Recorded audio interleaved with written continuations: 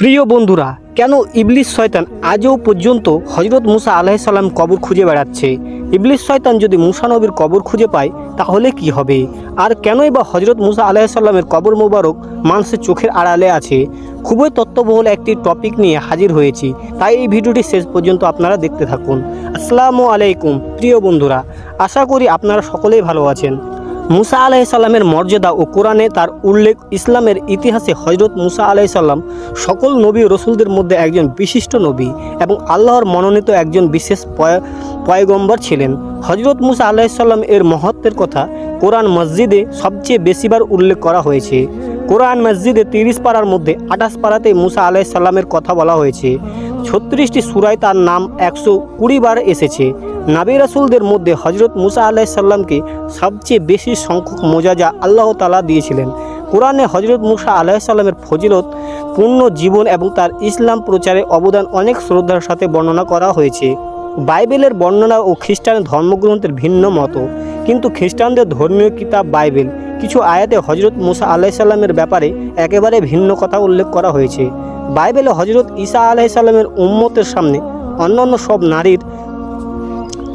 সব নবীর উম্মতদেরকে কম নিয়ামত প্রাপ্ত বলে আখিয়াত করা হয়েছে। বাইবেলে ভাগ্য নির্ধারণ সম্পর্কিত আয়াতে এই কথা উল্লেখ আছে যে হজরত মুসা আলাইহিস সালাম তার উম্মতদেরকে মিশর থেকে বের করে অনেক বড় ভুল করেছিলেন, যে অপরাধের কারণে আল্লাহ তাআলা তাকে শাস্তি দিয়েছিলেন। বাইবেল অনুযায়ী আল্লাহ তাআলা হজরত মুসা আলাইহিস সালামকে ওই জায়গায় দেখিয়েছিলেন যে জায়গায় তার পূর্বের নবী ও রসুলদের জায়গা ছিল, যেখানে তার উম্মতেরা বিস্তৃত ছিল। আল্লাহ তাআলা হজরত মুসা আলাইহিস সালামকে ওই স্থান থেকে দূর থেকে দেখেছিলেন এবং তাকে কখনো সেই স্থানে যেতে নিষেধ করেছিলেন, কিন্তু তার কবর কোথায় তা আজও জানা যায়নি। খ্রিস্টান মাযহাবের ইলমে কিতাবে উল্লেখ করা হয়েছে যে শয়তান হজরত মুসা আলাইহিস সালামের কবর এখনও খুঁজছে। এটি আসলে বাইবেলের নিউ টেস্টামেন্টের কিতাব, যা মূলত এই তথ্যের উপর প্রতিষ্ঠিত, যেখানে এটি বলা হয়েছে যে ফেরেশতা মিকাইল আলাইহিস সালাম হজরত মুসা আলাইহিস সালামের লাশকে নিয়ে ইবলিসের সাথে দ্বন্দ্ব করার সময় ইবলিসের বিরুদ্ধে নালিশ করার সাহসিকতা দেখাননি, কিন্তু এটা বলেছিলেন যে তোমার উপর আল্লাহর লানত বর্ষিত হোক। কিছু খ্রিস্টানদের মতে এই আয়াতকে কোনোভাবে অবহেলা করা যায় না।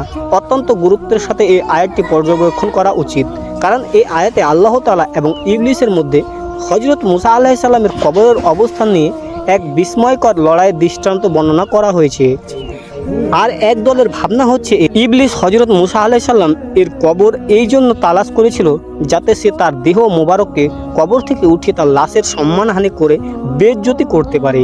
খ্রিস্টানরা এটাও মনে করে যে মুসা আলাইহিস সালাম অনেক বড় একটি পাপ করেছিলেন, তা হচ্ছে তিনি বনী ইসরায়েলদের উন্নত জীবনযাপন এবং উত্তম প্রতিদানের আশায় দেখিয়ে নিজের লাভের জন্য বনী ইসরায়েলকে কমকে সেখান থেকে বের করে নিয়ে এসেছিলেন। আর এই কারণে আল্লাহ তাআলা তার থেকে সকল মোজাজা ফিরিয়ে নিয়েছিলেন এবং তার জীবন কেড়ে নিয়েছিলেন।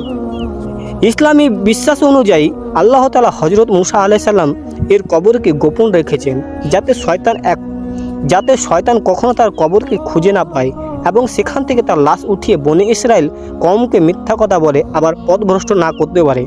আর এই কারণে শয়তান আজও হজরত মুসা আলাইহিস সালামের লাশের সন্ধানে রয়েছে।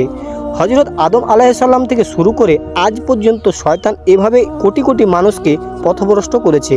আর শয়তানের দেখানো রাস্তা অনুসরণ করে আজও কিছু মানুষ মৃত লাশের পূজা করে, আল্লাহর সাথে শিরক করে। এই কারণে আল্লাহ তাআলা হজরত মুসা আলাইহিস সালাম এর কবরের ঠিকানা এখনও পর্যন্ত গোপন রেখেছেন। ইসলামের ইতিহাসে কোথাও হজরত মুসা আলাইহিস সালামের রওজা মোবারকের সঠিক অবস্থানের ঠিকানা এখনও পাওয়া যায় না, কিন্তু কিছু কিছু কিতাব এ আয়াতে রয়েছে যেখান থেকে মুসা আলাইহিস সালামের কবরের ধারণা পাওয়া যায়। যেমন বুখারী শরীফে বর্ণনা হয়ে রয়েছে, হজরত আবু হুরায়রা রাদিয়াল্লাহু তাআলা থেকে বর্ণিত করা হয়েছে, রাসূলুল্লাহ সাল্লাল্লাহু আলাইহি ওয়াসাল্লাম বলেছেন, মালাকুল মউতকে মুসা আলাইহিস সালামের রূহ কবজ করার জন্য পাঠানো হয়েছিল। ফেরেশতা যখন তার কাছে এলেন তিনি তার চোখে চড় মারলেন। তখন ফেরেশতা রবের কাছে গিয়ে বললেন, আপনি আমাকে এমন এক বান্দার কাছে পাঠিয়েছেন যিনি মরতে চান না। আল্লাহ বললেন, তুমি তার কাছে ফিরে গিয়ে বলো সে যেন তার একটি হাত গরুর পিঠে রাখে, তার হাত যতগুলো পশম থাকবে তার প্রতিটি পশমের বদলে তাকে 1 বছর করে আয়ু দেওয়া হবে। মুসা আলাইহিস সালাম বললেন, হে রব, তারপর কি হবে? আল্লাহ বললেন, তারপর মৃত্যু। মুসা আলাইহিস সালাম বলেন, তাহলে এখনই হোক। তখন তিনি একটি পাথর নিক্ষেপ করলে যত দূর যায় বাইতুল মুকাদ্দাসের ততটুকু নিকটবর্তী স্থানে তাকে পৌঁছে দেওয়ার জন্য আল্লাহ তাআলার কাছে নিবেদন করেন। আল্লাহর রাসূল সাল্লাল্লাহু আলাইহি সাল্লাম বলেছেন, আমি সেখানে থাকলে অবশ্যই পথের পাশে লাল বালুর ঢিলার কাছে তার কবর তোমাদেরকে দেখিয়ে দিতাম। অন্য একটি বর্ণনা হতে এটাও জানা যায় যে একদা হযরত মুসা আলাইহিস সালাম একটি কবরের পাশ দিয়ে যাচ্ছিলেন। তিনি দেখলেন সেখানে একজন ফেরেশতা একটি সুন্দর কবর খুঁড়ছে। তিনি এত সুন্দর কবর দেখে মুগ্ধ হয়ে গেলেন এবং জিজ্ঞাসা করলেন, এটি কার কবর? তখন ফেরেশতারা বলল, এটি আল্লাহর একজন নেককার বান্দার কবর। তুমি যদি চাও এই কবরটি তোমার হোক, তাহলে তুমি এখানে শুয়ে পড়ো। আর হযরত মুসা আর ঠিক তাই করলেন এবং সেই কবরে তিনি শেষ নিঃশ্বাস ত্যাগ করলেন। ফেরেশতাগণ তার জানাজা পড়িয়ে তাকে সমাহিত করলেন। তো বন্ধুরা, ভিডিওটি আপনাদের কেমন লাগলো অবশ্যই কমেন্টে জানাবেন। ভিডিওটি ভালো লাগলে অবশ্যই লাইক করবেন, শেয়ার করবেন, চ্যানেলটি সাবস্ক্রাইব করে আমার পাশে থাকবেন। ধন্যবাদ সবাইকে।